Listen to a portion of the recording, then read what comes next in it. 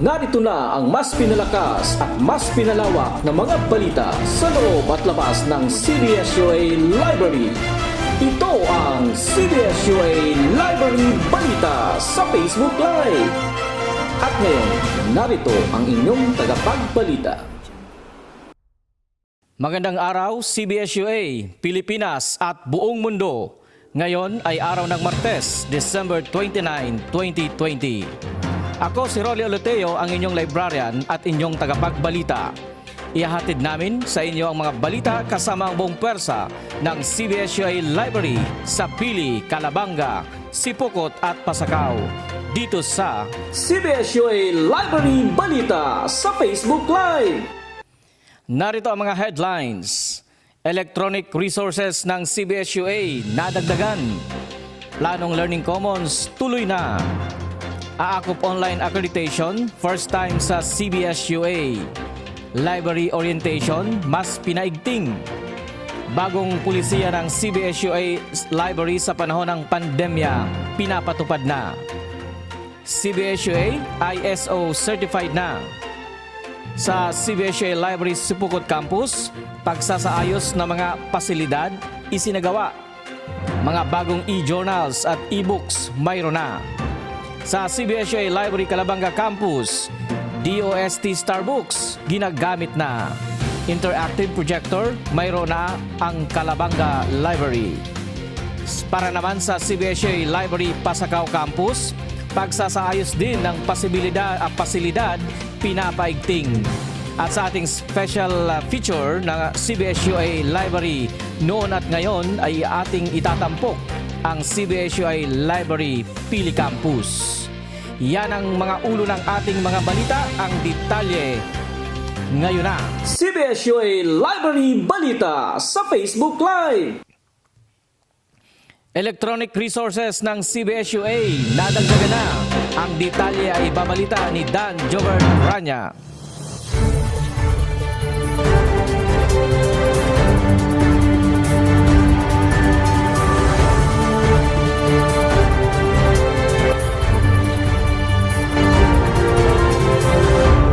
Muli na namang nadagdagan ang electronic resources ng library tulad ng e-books, e-journals at e-magazines na kung saan ay madaling na lang i-access sa pamamagitan ng pagpunta sa website ng library na may URL address na www.cbsualive-report.wixsite.com/read at i-click lang ang links at icons sa resources. Ang mga digital materials nito ay tulad ng EBSCO-host academic e-books na may 199,911 multidisciplinary e-books, AgriPlus na may 297 na titles ng e-journals para sa agrikultura at related fields of specializations, Input from Customs 100 na may 100 titles na multidiscipline e-journals at Zenio Magazine na may 16 titles. At CBS-UA Balita, ako si Dan Jobert Rania, nagbabalita.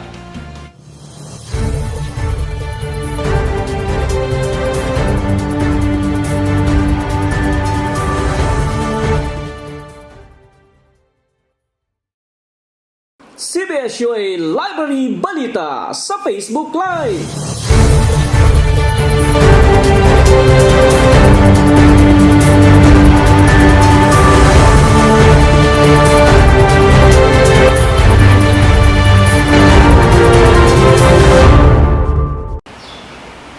Isa sa mga tungkulin ng librarian ay ipaalam sa mga mag-aaral, guro at ng iba pang stakeholders nito ang mga library resources at mga pulisiya hinggil sa mga paggamit ng mga libro, magazines, dyaryo, journals at ang mga electronic resources ng CBS-UA Library.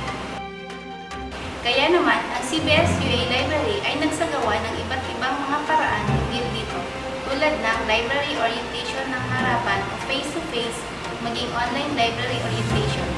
Ang highlights ng naturang orientation ay ang pagpapaliwanag ng paggamit ng mga electronic resources tulad ng e-books, e-journals at e-magazines. Isa rin sa mahalagang malaman ng mga stakeholders ng university universidad ay ang mga bagong polisiya ng library sa new normal. Ang mga karagdagang pang-estratehiya ng pagpapalaganap ng impormasyon ay paggamit ng electronic bulletin board, pagbibigay ng leaflets at pag-post ng infographic materials at pag-upload ng mga video materials sa Facebook at website ng library. Para sa CBSJ Library Balita, ako si Ann Lopez, nagbabalita. Sa iba pang balita, aakop online accreditation. First time sa CBSUA. Ang buong ulat ay ibabalita ni Ginalyn Anyo.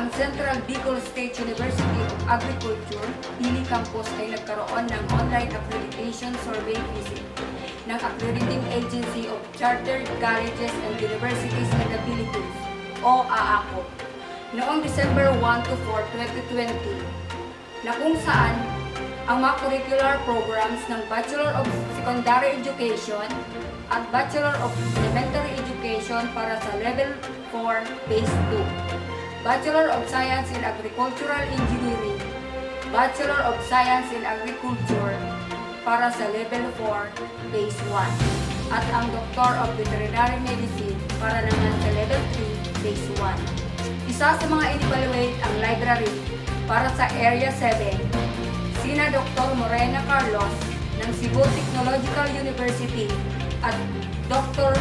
Ruby Toble ng Carlos Hilado Memorial State College ang siyang mga accreditors ng naturang area sa library.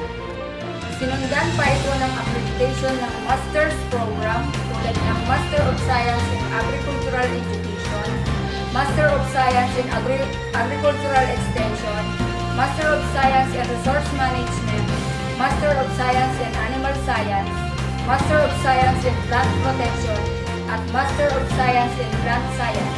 Lahat ito ay Level 4 Phase 1. Ito ay ginanap noong December 7 to 11, 2020.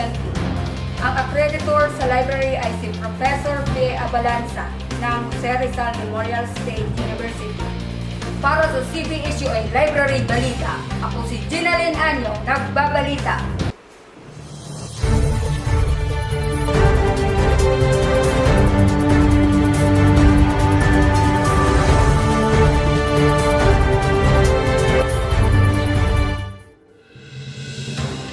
Dagdagan natin ang balita. Para naman sa CBSUA Library Sipukot Campus, ibabalita ni Doris Perez.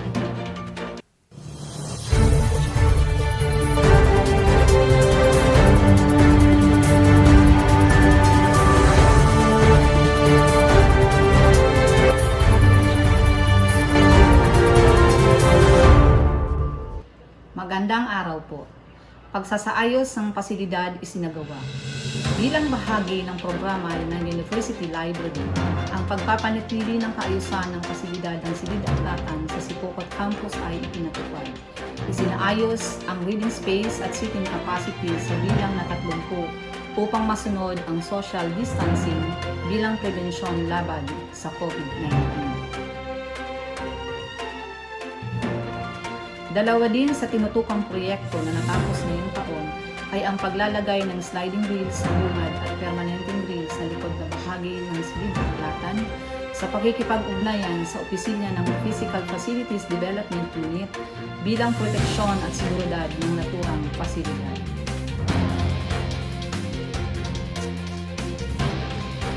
OmniFile Full Text Mega Database Electronic Journal at 25 titles ng e-books sinubscribe.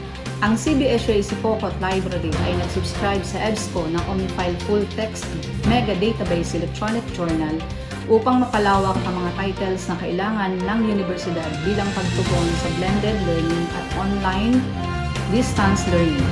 Ito ay naglalaman ng multidisciplinary full text database, full text articles sa mahigit na 3,000 publications na karamihan ay peer-reviewed, gayon din abstracts at indexing ng mga artikulo sa mahigit na 5,000 publications. Samantala, upang mapaigting din ang pangangailangan ng universidad, nag-subscribe din ang library ng 25 titles ng e-books sa Tritech Digital Media kung saan meron 4 na titulo para sa larangan ng edukasyon, 3 sa science, 4 sa mathematics, 7 sa teknolohiya, 3 sa criminolohiya at 4 sa larangan ng information technology. Ang mga naturang subscription ay mula sa Fund 101. Maraming salamat po sa ating butihing administrasyon sa patuloy na suporta. Para sa CBSUA Library Balita, ako si Dolores Perez, librarian ng Sipokot Campus, nagbabalita.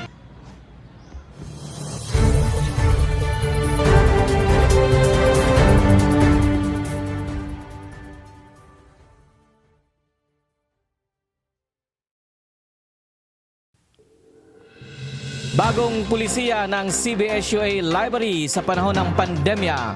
Ang detalye ay babalita ni Rowena Manaug.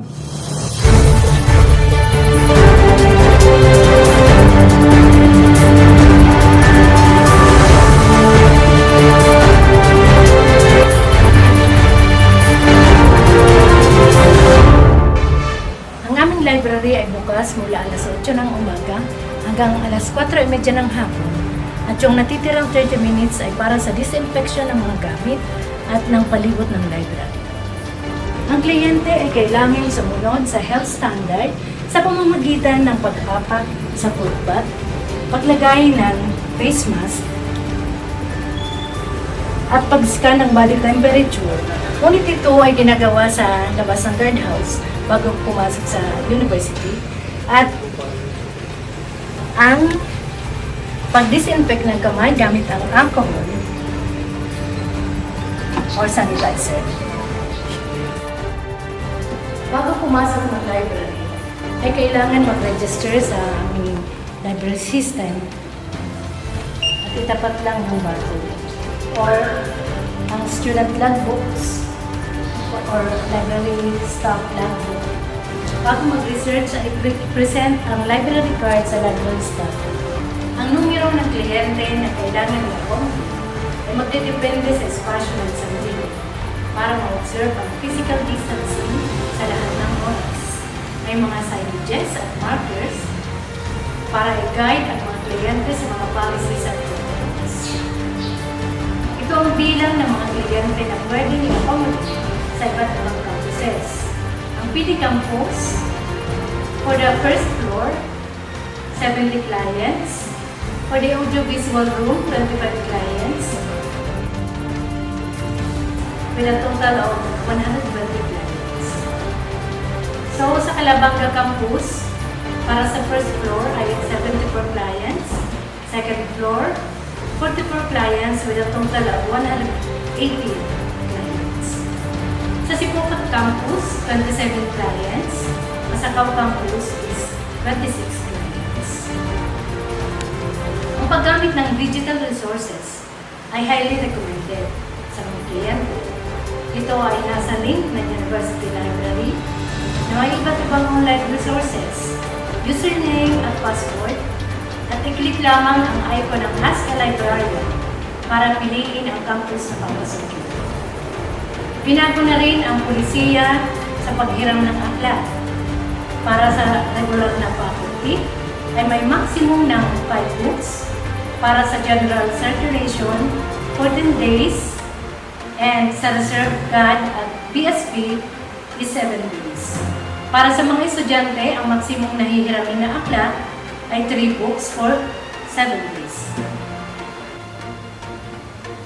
Para sa CBSUA Library Balita, ako si Rowena Armanaog, nagbabalita.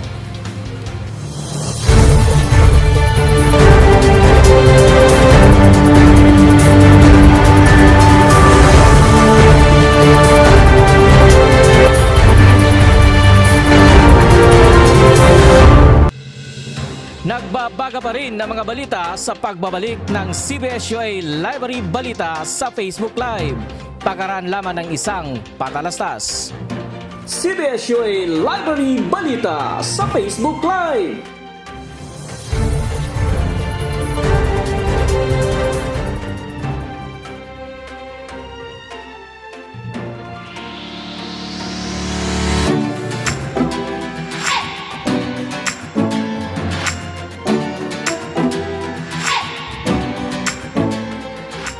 Bes, wala pa akong preparation sa pinapagawa ni Ma'am sa research.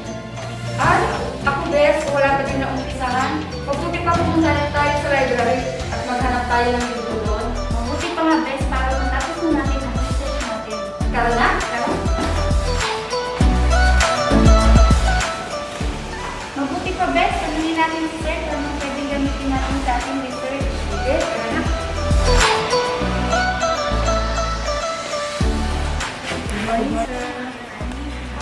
Ano kaya sir ang pwede namin gamitin sa aming research?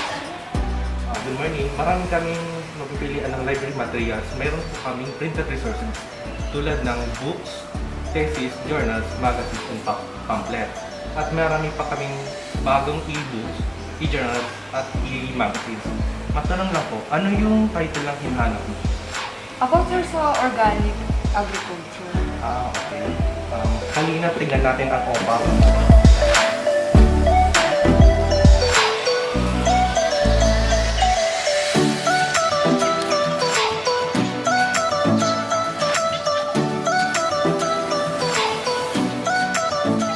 Oh, Bes, madami pala talagang pwede nating pagpilian ng mga resources. At high-tech pa. Kasi meron silang e-resources na pwede nating ma-access sa ating bahay.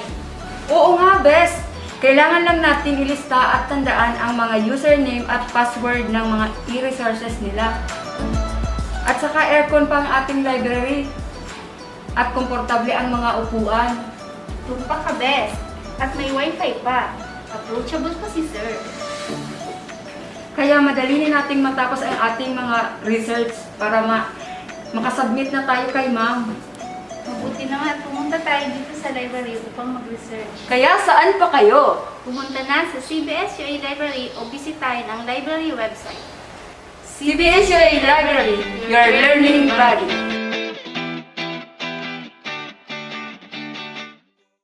CBS-UA Library Balita sa Facebook Live. Balik tayo sa ating mga balita. Planong Learning Commons tuloy na. Narito ang ulat.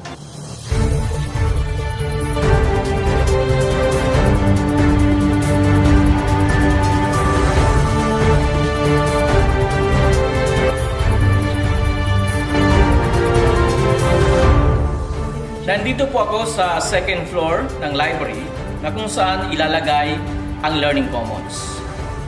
At naaprobahan na nga po ang budget sa ating Learning Commons. Ito ay nagkakahalaga ng 2,677,290.60. Ito ay pinagtibay ng Administrative Council at ang Board of Regents ng CBS-UA.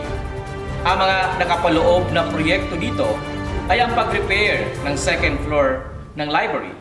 Kasali ang pagbili ng mga modernong mga upuan, mesa, bookshelves, mga computers at paglalagay ng mga Wi-Fi access point para sa mas malakas na internet connection. Kabilang din ang mga pagsasaayos sa mga electrical outlets para sa mga cellphone, laptops at iba pang gadgets ng ating mga mag-aaral, guro at iba pang researchers. Dagdag pa dito ay isasaayos din ang ambience ng ating Learning Commons sa pamamagitan ng paglalagay ng aircons, combi blinds, at iba pa. Paglalagay din ng studio room para sa video shoot ng mga learning materials at video projects ng ating mga mag-aaral. Na kung saan may computer room o may computers at DSLR camera na pwedeng gamitin. Isa rin sa mga features ng Learning Commons ay ang paglalagay ng boardroom na kung saan pwedeng maglaro ng mga board games tulad ng chess, Scrabbles, at iba pa.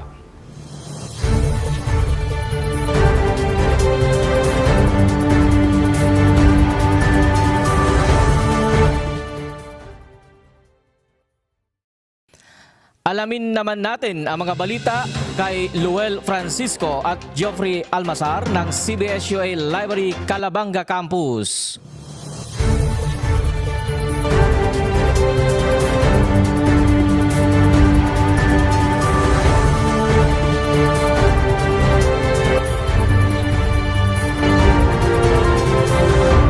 Sa wakas, meron na ring Starbucks ang CBS-UA Library Calabanga Campus. Ang Starbucks ay may kahulugang science and technology academic and research-based openly operated kiosk stations at kilala din bilang Science Digital Library Kiosk ng DOST. Ito ay maraming lamang researches and learning materials katulad ng videos, PDF at aralin sa iba't ibang subjects. Para magamit ang Starbucks ay kailangan lamang mag-sign in dito gamit ang sariling institutional email. Para sa CBS-UA Library Balita, ako si Lowell Francisco, nagbabalita.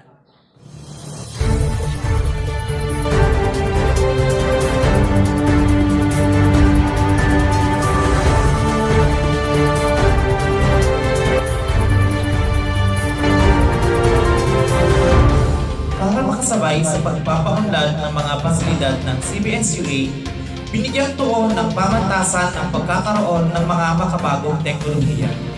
Isa ang CBS-UA Calabanga Campus Library na mayroong interactive projector na matatagpuan sa multipurpose room na kung saan maaaring gamitin ang pasilidad na ito sa mga mahalagang pagtitipon.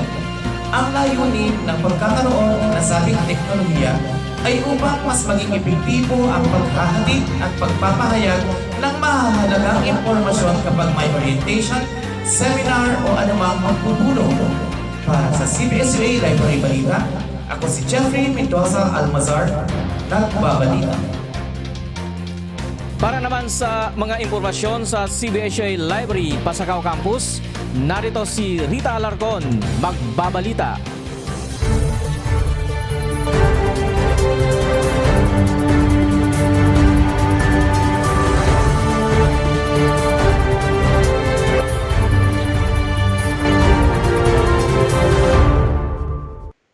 Magandang araw po sa inyong lahat para sa ating Aklatang Balita.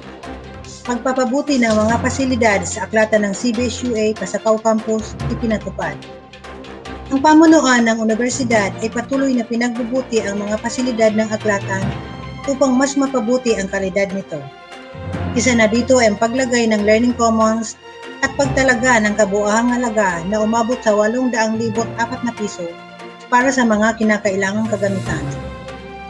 Nilalayo nito na pagbutihin at bumili ng mga makabagong kagamitan kagaya ng mga sumusunod.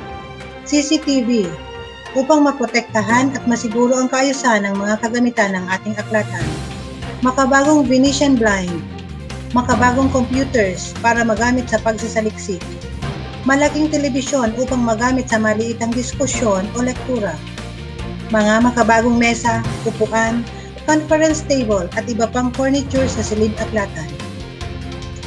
Paglalagay ng air condition unit upang maging maaya-aya at malamig ang ating silid. Pagbili ng iba't ibang board games upang matugunan ang recreational na layunin ng mga mag-aaral. Pagpapalit ng mga signages, paglalagay ng emergency light, pagpapalit ng mga ilaw upang mas maliwanag ang silid aklatan. Naihanda na rin ang mga karagdagang Wi-Fi ready computers na magagamit sa pagsasaliksik. Mga bagong limbag na aklat na may kabuuang halaga na mahigit sa 360,000 piso. At iyan po ang kabuuan ng aking ulat. Para sa CBS-UA Aklatan Balita, ako po si Rita Alarcon.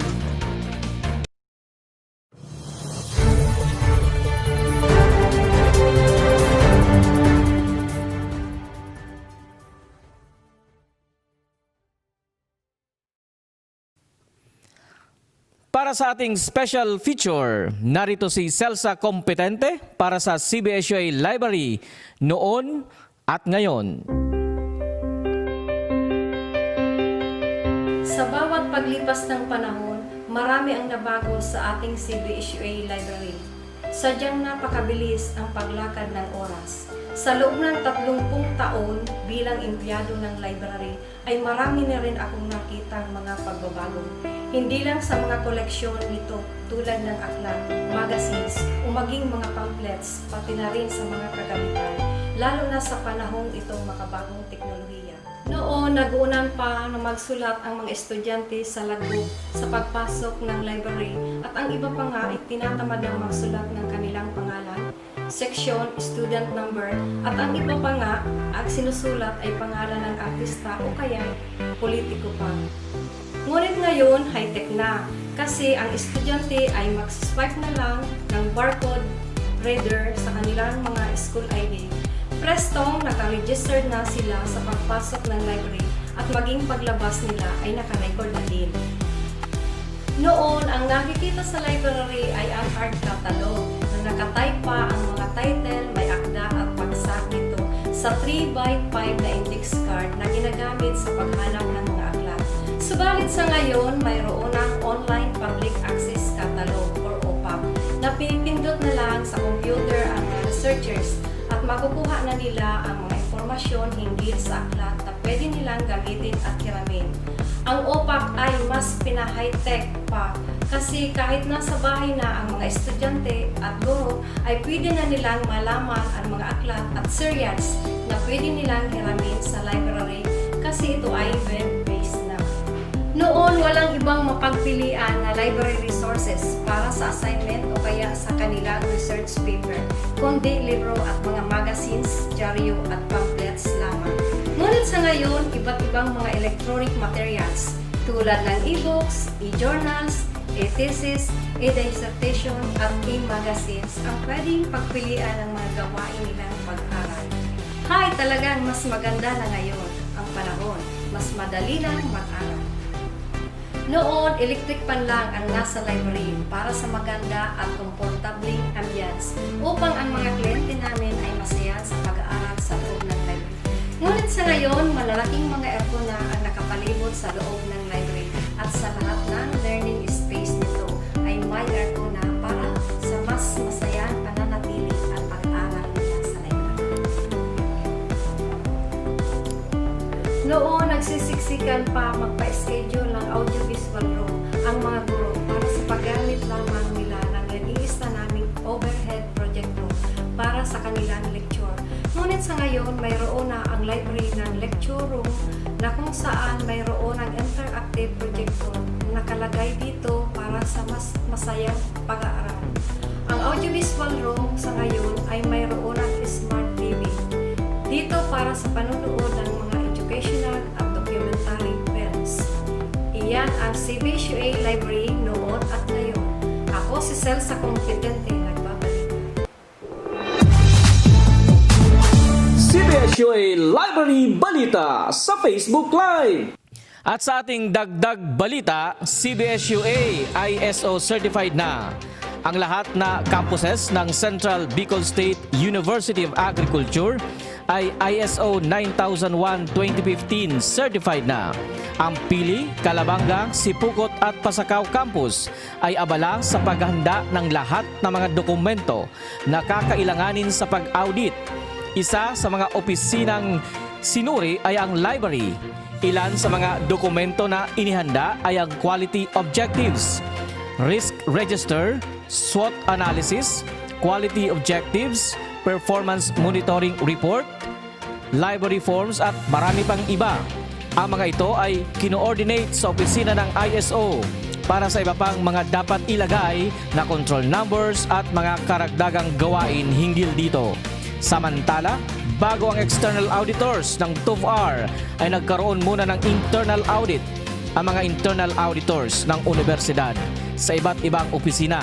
Ang mga opisinang na-audit ay nagkaroon ng NCARS at kailangan itong makomply bago ang external audit. Sa iba pang mga schedules, ang TUVR auditors ay nag-audit sa lahat ng campuses sa mga opisina sa pamamagitan ng virtual or online audit. At ang lahat ng mga pagsisikap ng mga empleyado at pamunuan ng CBSUA, ito ay napagtagumpayan ng CBSUA community para sa mas maayos, dekalidad na edukasyon at serbisyo sa stakeholders ng universidad. CBSUA Library Balita sa Facebook Live. Yan po ang naging kabuuan ng aming pagbabalita ngayong December 29, 2020. Sa pangalan ng ating nakasama sa pagbabalita, Rowena Manaog, Dan Jobert Grania, Ann Lopez, Jeneline Anyo, Luel Francisco, Geoffrey Almazar, Dolores Perez, Celsa Competente, ang aming Technical Director, Kenneth Truman, at ako naman po si Rolly Oluteo. Kami pong lahat ay nagpapasalamat sa inyong panunood at kami bumabati ng maligayang Pasko at manigong bagong taon sa ating lahat. Hanggang sa susunod na edisyon ng CBSUA Library Balita sa Facebook Live.